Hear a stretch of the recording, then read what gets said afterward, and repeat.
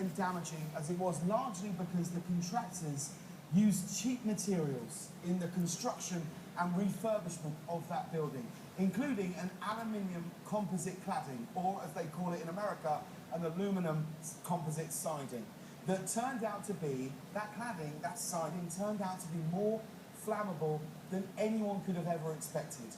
Now, for those of you who aren't aware, Grenfell and public buildings like Grenfell house some of Britain's lowest income citizens, people who don't have a lot of options when it comes to putting a roof over their families' heads. And using cheap materials in the building potentially saved the construction hundreds of thousands of pounds in cost savings. They promptly used to build Grenfell Tower a new computer lab, a merry-go-round and a dog park. I'm kidding. They did none of those things. Of course they didn't. They used cheap materials and they saved money. Apparently, non-flammable cladding is something you have to specify and pay extra for, like getting an extra barbecue sauce with your chicken nuggets. Right, now here's what's crazy. That cladding on Grenfell Tower that went up like a match, it actually met building codes at the time. It was deadly, but perfectly legal. Now this happened 2 years ago, so why are we talking about it now? Well, the first year we brought the show here to London, it was days before the Grenfell tragedy. Last year, we arrived on the day of an incredibly moving memorial service. And this year, just after we arrived, I read a report that shook me. It really did. It turns out that same kind of cladding that was used at Grenfell is still in use in over 300 high-rise and public buildings in Britain.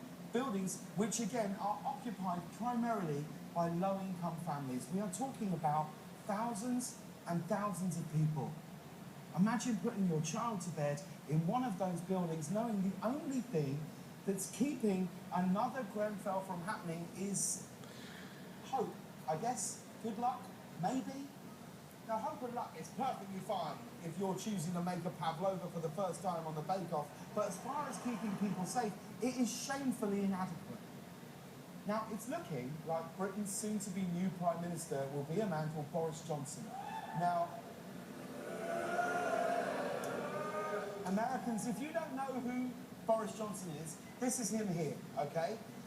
Right, now, it's never good when the person who could be appointing the housing minister looks like he just accidentally electrocuted himself. Right, now, how do I explain Boris Johnson to someone who's never seen him before? Basically, America elected Donald Trump as their president, and now Britain is going, hold my beer. Okay? Now, let me be crystal clear.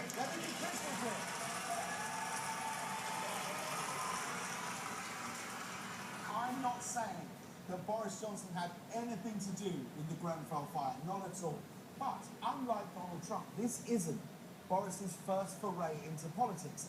He was the Mayor of London, which means he has a record on fire safety. And he came under criticism for significantly cutting the budget for the fire service, closing 10 stations and removing 27 engines. And when he was called out on this, he had this to say.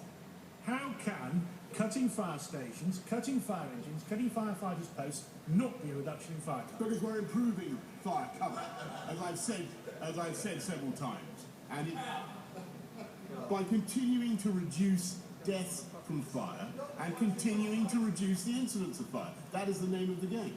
It's not about... You lied to the people of London in your... Oh, get stuffed. Get stuffed. Stirring words.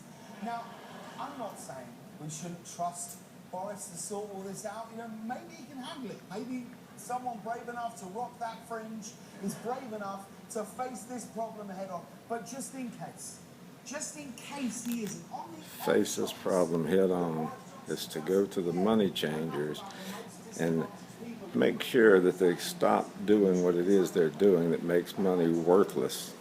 They're stealing the value of the money, and then you got to make decisions to maintain your budget, the balance of your budget, with hundreds of thousands of dollars, which used to just take thousands of dollars. And that money is being stolen, not the money, but the value of the money. The keepers of the money changers are stealing the true value and wealth Money's not the wealth. We just attributed the wealth of true wealth. We put it upon the money and agreed to agree that the money was going to be a go-between, a mediator between you and me. If I didn't like cows and you didn't like chickens, we could have dealings together based upon money. That money is being stolen, not the money itself, but the value of the money. The actual real value is being stolen. It's causing all kind of problems and griefs and despair. And this is the world we live in. This is the world, same world Jesus lived in.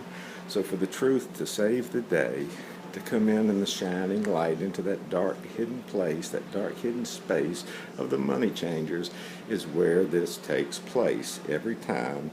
Trust me. What would Jesus do? Did he have the balls and courage enough to attack this problem? I think he did. And look what happened to him. We need to keep doing it again and again. Don't give the person that does this a name, unless you want to say he's a hero. Don't give him a specific name and then make sure that nobody else can claim that title and do the same thing that he wanted us to do. If you do that, you're an idiot. You're going to have a title for that job, and then nobody takes that job on. Nobody's allowed to take that job but the one person that was in it 2,000 years ago, and he's the only one that could ever serve in that job. Nobody else is good enough. But he said he was a man like any other. I want you to trust your brother. Word of God, it's alive. It's not well. It could be. It's in that well. All you got to do is get a pail and drink some. And make you pale. Yeah, it scares the shit out of you. It makes you white in the face. You're pale. Yeah, a pail of water. Truth does that to you. It also makes you red. Red, white, and blue. You get bruises. Red, white, and blue. Blood and bandages and bruises. That's what happens to you, the one that does this. That's why he's a hero. This is slaves' wages you're doing. A servant. Not doing anything for yourself. Nothing selfish about it. Everything is delved into that agreement, that promise, that note, ding, that you can trust in. It's always going to be a C, an A is always going to be an A note, a D is always going to be a D note. Same one Mama heard and listened to, and her great-great-great-grandpa listened to is still the E note, ain't it?